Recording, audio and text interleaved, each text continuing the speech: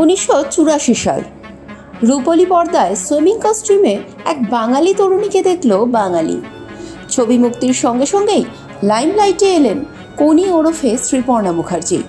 সৌমিত্র চট্টোপাধ্যায়ের পাশে দাঁড়িয়ে নজর কাড়ল শ্রীপর্ণার অভিনয়। জাতীয় পুরস্কারের মঞ্চে সমাদৃত হল কোনি ছবি। পুরস্কার ও প্রশংসায় ভরে উঠল শ্রীপর্ণার ঝুলি। এত জনপ্রিয়তার পরেও সিনেমা জগৎ থেকে স্বেচ্ছায় নির্বাসন নিলেন কোনি ওরফে শ্রীপর্ণা। আর কোনোদিনই লাইট ক্যামেরা অ্যাকশনের জগতে ফিরে এলেন না শ্রীপর্ণা। ঠিক কী ঘটেছিল?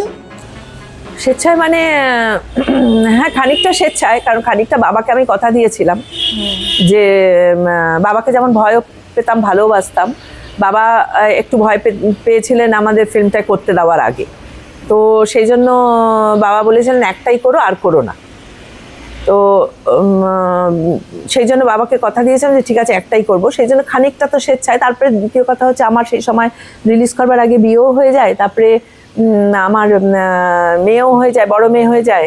তো সেই জন্য আমি একটু মানে সংসারের দিকে আমি বললাম না, আমি যা করতাম খুব সিনসিয়ারলি করতাম, তখন আমি খুব ডেডিকেটেড মাদার, ডেডিকেটেড ওয়াইফ, এই হতে গিয়ে ওইটা আবার বাদ পড়েছিল। চাকরি থেকে অবসর নেবার পর জীবনকে খুব ভালোভাবে উপভোগ করছেন। আজকাল ডট-ইনকে দেওয়া একান্ত সাক্ষাৎকারে জানালেন শ্রীপর্ণা। একই সঙ্গে ওই প্রাক্তন জাতীয় সাঁতারু জানান ফেলে আসা দিনে আর ফিরতে চান না তিনি। আমি খুব ভালো আছি, দারুণ আছি। আমার 2 বছর হয়ে গেল রিটায়ার করেছি, করে আমি দারুণ মানে আই এম এনজয়িং লাইফ, খুব ভালো আছি। মাঝে মাঝে তো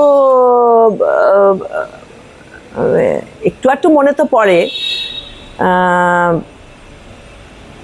তবে আমি অতটা ভাববার চেষ্টা করি না আর কি, কারণ ফেলে আসা দিনগুলো বেশি মনে পড়লে পরে একটুখানি মন টন খারাপও লাগে অনেক সময়। তো সবই স্মৃতিতে আমার তোলা আছে, শোকেসে সাজানো আছে সবই আর কি। খুব একটা মনে করি না, আমি মনে করার চেষ্টা করি না। কোনিটা আমার কিন্তু খুব কাছের, কারণ কোনি যেই মেসেজটা দেয় হচ্ছে যে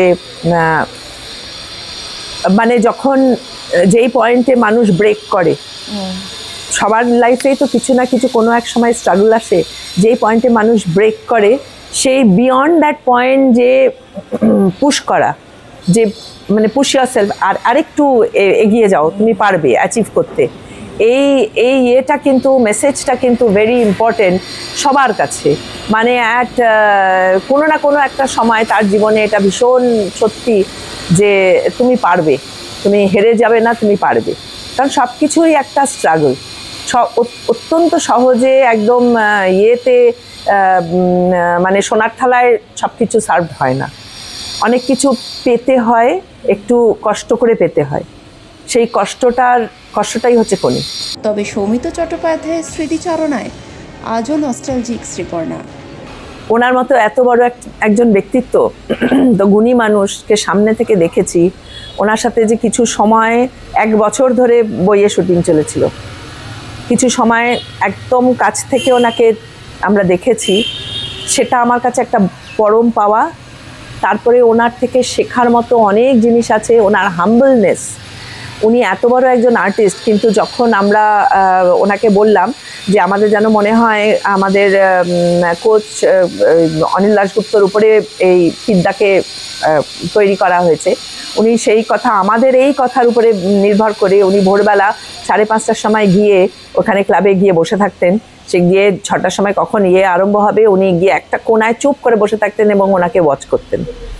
এবং উনি যেই দলের আর্টিস্ট, ওনার এত কষ্ট করার দরকার ছিল না, উনি এটা এমনি হয়তো করে দিতে পারতেন, কারণ ওনার একটা নিশ্চয়ই আইডিয়াও ছিল যে এরমভাবে আমি করবো জিনিসটা, বা উনি যেরম করেই করতেন না, দর্শক সেভাবেই অ্যাকসেপ্ট করতো।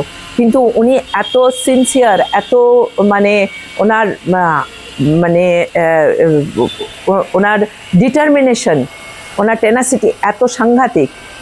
উনি ওই ভোরবেলা গিয়ে ওটাকে রপ্ত করেছিলেন যে, এবং আমাদের মতো লোকের কথায় যে জানে কি আমরা ফিল্ম লাইনে কেউ নয়, সেইটা দেখে উনি সেগুলোকে এক্সিকিউটও করেছিলেন। উনি কিছু কিছু জায়গায় হাতটা এরম করতেন, এবং কিছু ওনার বিহেভিয়ার ওনাকে দেখে উনি নকল করেছিলেন।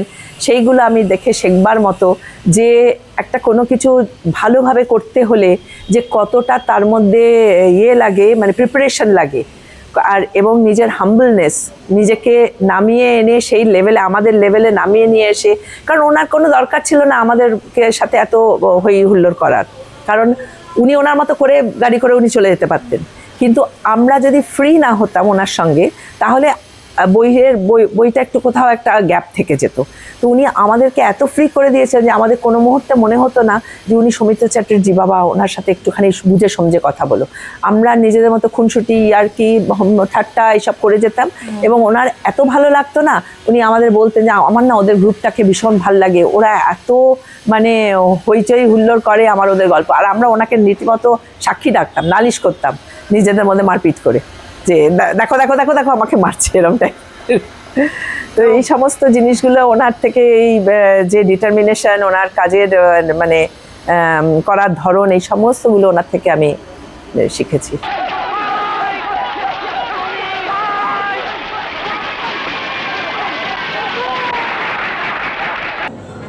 প্রতিযোগিতার বাজারে টিকে থাকার যুগে এই সংলাপ আইকনিক।